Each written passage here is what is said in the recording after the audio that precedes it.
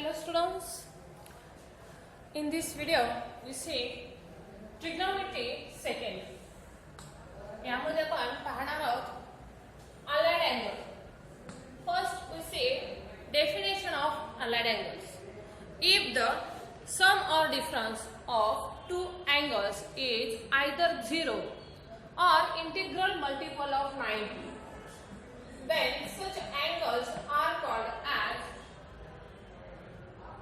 allied angles. समजा theta हा measure of angle असेल तर थीटा या अँगलचे अलाइड अँगल्स कोणकोणते असतात? Minus theta, pi by 2 plus theta, pi by 2 minus theta, pi plus theta, pi minus theta, 3 pi by 2 plus theta, 3 pi by 2 minus theta, etcetera.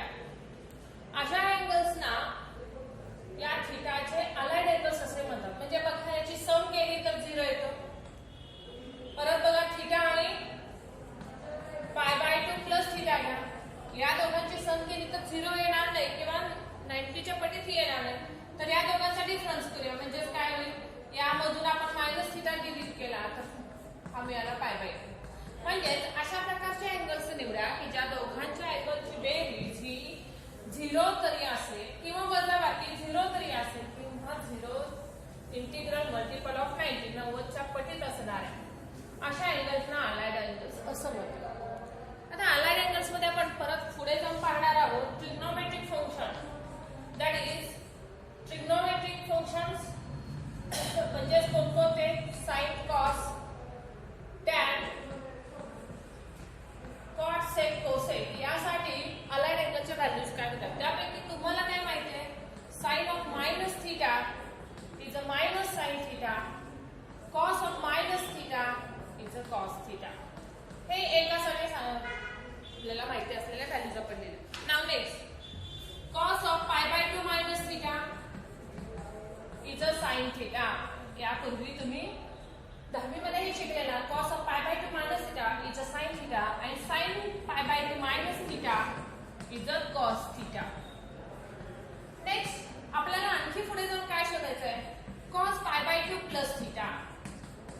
What is the value of this? तर यासाठी तुम्ही एक करू शकता, formula use करू शकता. कॉसचा formula नाही, मात्र तुम्हाला formula cos a plus b चा फॉर्म्युला यूज करून मिळवू शकता. मात्र तेवढ्या इतका वेळाने आपल्याला त्या व्हॅल्यू शोधणं म्हणजे फार वेळ द्यायचा नाही आपल्याला. लगेच यामध्ये काय आयडियाज आहेत का? तर जेव्हा आपण ट्रिग्नोमेट्रिक फंक्शन किंवा क्वाड्रंटल अँगल्स आपण यापूर्वी पाहिलेलेच आहात. एक्स ऍक्सिस आणि वाय ऍक्सिस वरचे आपण अँगल्स डिफाइन केले. अलॉंग एक्स ऍक्सिस कशी डिफाइन होते? Even times of 90. Okay, that is पाय बाय 2. आणि Y axis odd times of 90. ठीक आहे. आणखीन काय काय तुम्हाला माहिती आहे? तर हे क्वाड्रंट्स हे 90 च्या पटीत पण लिहिता येतात आणि पाय किंवा इंटिग्रल मल्टी पायच्या पटीतही लिहिता येतात. तर 90 च्या पटीत म्हणजे काय? फर्स्ट क्वाड्रंट कसा लिहिता येईल? पाय बाय 2 प्लस मायनस थीटा. आणि सेकंड मध्ये काय जायचं? 90 प्लस म्हणजे पाय बाय 2 प्लस. थर्ड क्वाड्रंट कसा लिहिता येईल? 3 पाय बाय 2 मायनस आणि 3 पाय बाय 2 प्लस. आधी आपण हा ऑड टाइम्स ऑफ 90 हा कसला नंबर आहे? 1 times of 90, 1 times of 90, 3 times of 90. Odd times of 90 साठी ट्रिग्नोमेट्रिक फंक्शनच्या व्हॅल्यू कशा मिळवतात हे आपण बघा. त्यासाठी पुढे एक एक्झाम्पल जे पूर्वीच तुम्ही ड्रॉ केलेलं आहे त्याची व्हॅल्यू बघा. Cos of 1 time of 90 minus theta. तर कॉस या ट्रिग्नोमेट्रिक फंक्शन चेंज झाला, तो झाला साइन. किंवा साइन हा ट्रिग्नोमेट्रिक फंक्शन बदलतो आणि तो होतो कॉस. म्हणजे ऑड टाइम्स ऑफ 90 ला काय कराल तुम्ही? Change the trigonometric function. That is odd times of 90 change trigonometric function. आणि इव्हन टाइम्स ऑफ 90 ला मग तो नंतर विचार केला. पहिल्यांदा आपल्या लक्षात काय येते? ऑड टाइम ऑफ 90 ला ट्रिग्नोमेट्रिक फंक्शन बदलतातच. आणखीन काय बघायचं असतं? तर यानंतर तुम्हाला पाहायचं आहे क्वाड्रंट. कोणत्या क्वाड्रंट मध्ये आहे? जसं की आता 3 पाय बाय 2 मायनस थीटा कोणत्या क्वाड्रंट मध्ये आहे? Lies in the third quadrant. 3 pi by 2 plus fourth, पाय बाय 2 प्लस सेकंड, पाय बाय 2 मायनस परत फर्स्ट. आणखीन कुठले घेऊ शकतो आपण? 5 pi by 2 minus first is 5 pi by 2 plus second quadrant, 7π/2 minus third, 7π/2 plus fourth. या प्रकारे आपण क्वाड्रंट्स डिफाईन किंवा ते कोणता क्वाड्रंट आहे तो हे आपल्या लक्षात आल्यानंतर मग काय करायचं आहे. फर्स्ट क्वाड्रंट मध्ये असेल तर सर्व ट्रिग्नोमेट्रिक फंक्शनच्या व्हॅल्यूज पॉझिटिव्ह घ्यायच्या. जसे की आताच आपण घेतलेला cos 90 मायनस थिटा हा कोणता क्वाड्रंट आहे. फर्स्ट क्वाड्रंट आहे. याची व्हॅल्यू तुम्ही काय लिहिली. cos चा रेशो चेंज करा साइन आणि 90 मायनस थिटा फर्स्ट आहे म्हणून या cos ची किंमत पॉझिटिव्ह. सर्वच पॉझिटिव्ह आणि त्यावर cos पॉझिटिव्ह. सेकंड मध्ये असेल तर cos साइन हा पॉझिटिव्ह, थर्ड मध्ये tan पॉझिटिव्ह, फोर्थ मध्ये cos. आता यावर आधारित ऑड टाइम्स ऑफ 90 चे आपण एक्झाम्पल्स घेऊ. इथे मी असं लिहिलं cos π/2 प्लस थिटा. तर काय लिहिलं तर cos हा ट्रिग्नोमेट्रिक रेशोज बदलायचा. Odd times of 90 change trigonometric function. काय होईल cos ऑफ होईल sin थिटा. कोणता क्वाड्रंट आहे हा. π/2 plus theta lies in second quadrant. आणि सेकंड क्वाड्रंट मध्ये कोण कसा असतो तर cos negative. And therefore the value of cos π/2 plus theta is a plus sin theta. Similarly, sin π/2 plus theta ratio बदला cos theta. साइन चेक करा. Sign असेल second quadrant आहे हा. ओके, याच्यावरून क्वाड्रंट ओळखायचा आहे. सेकंड क्वाड्रंट आहे. Sign ची व्हॅल्यू पॉझिटिव्ह. त्यानंतर आपण यामध्ये आहे ते सर्वच घ्या. cos 3π/2 plus theta. cos चा लिहायचा पहिल्यांदा sin. काय लिहायचा odd times of 90 change the trigonometric function. cos चा sin, sin चा cos, tan चा cot, cot चा tan, sec चा cosec, cosec चा sec. त्यानंतर पुढे जाऊन आणखी काय करायचे आपल्याला. Determine the quadrant. क्वाड्रंट ओळखा. 3π/2 plus 3π/2 plus fourth quadrant. Fourth मध्ये cos ची व्हॅल्यू पॉझिटिव्ह की हा cos चेक करायचा. ठीक आहे. परत sin 3π/2 minus theta. 3π/2 minus theta odd times of 90 change the ratio cos theta. 3π/2 quadrant ओळखा. 3π/2 minus theta third quadrant. Third मध्ये sin ची व्हॅल्यू कोण पॉझिटिव्ह असतो थर्ड मध्ये tan.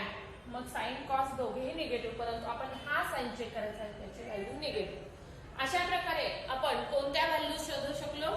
Odd times of 90 quadrants तयार करता आले पाहिजेत आणि त्या क्वाड्रंट वरून आपल्याला ट्रिग्नोमेट्रिक फंक्शनच्या किंवा अलाइड एंगल्स आपण त्याला डिफाइन केले थे. हे एंगल्स अलाइड एंगल्स आहेत. याच्या व्हॅल्यूज कशा लिहायच्या आहेत. Odd times of 90 change trigonometric function and take the proper sign by showing that by determining the quadrant in which the angle lies.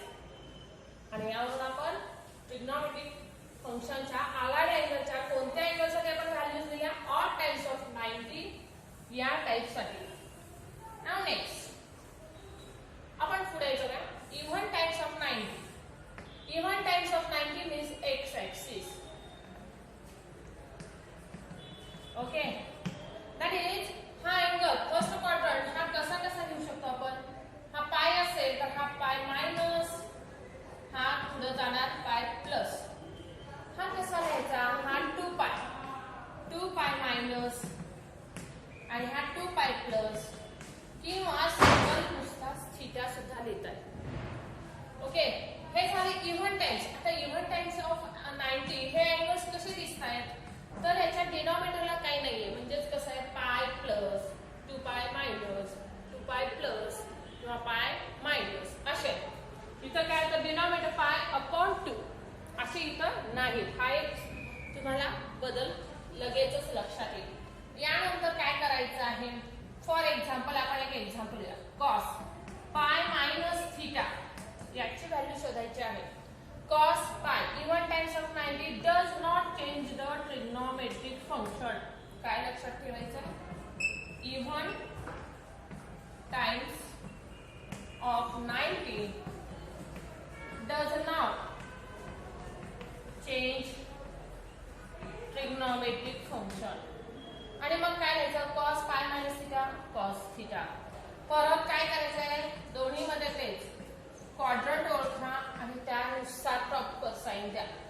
पाय minus theta second quadrant. Second मध्ये कोण positive sine positive. Okay sine positive हा कोण आहे cos याची value निघेल.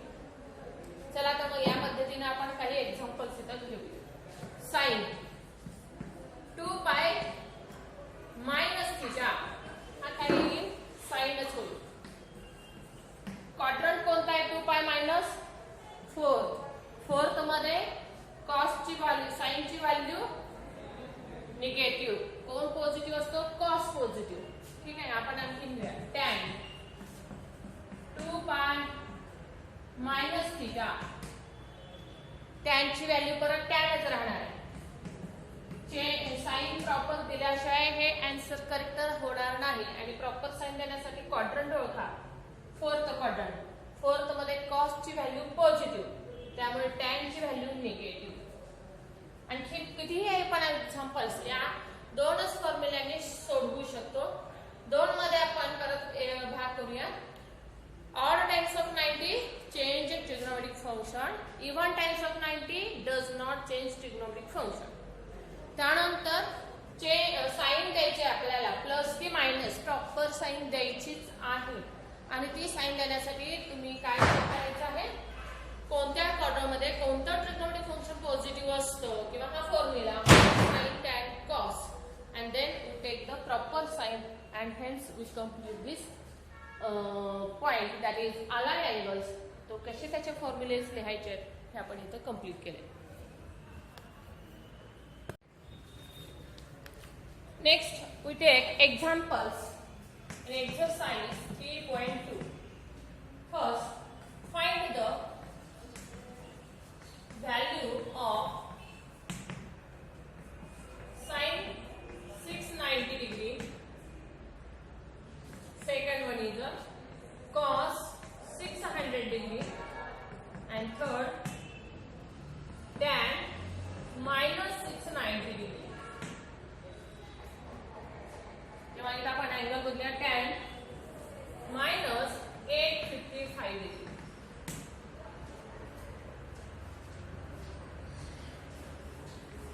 For that take sin 690 degree. हा angle आपल्याला कसा घेता येईल.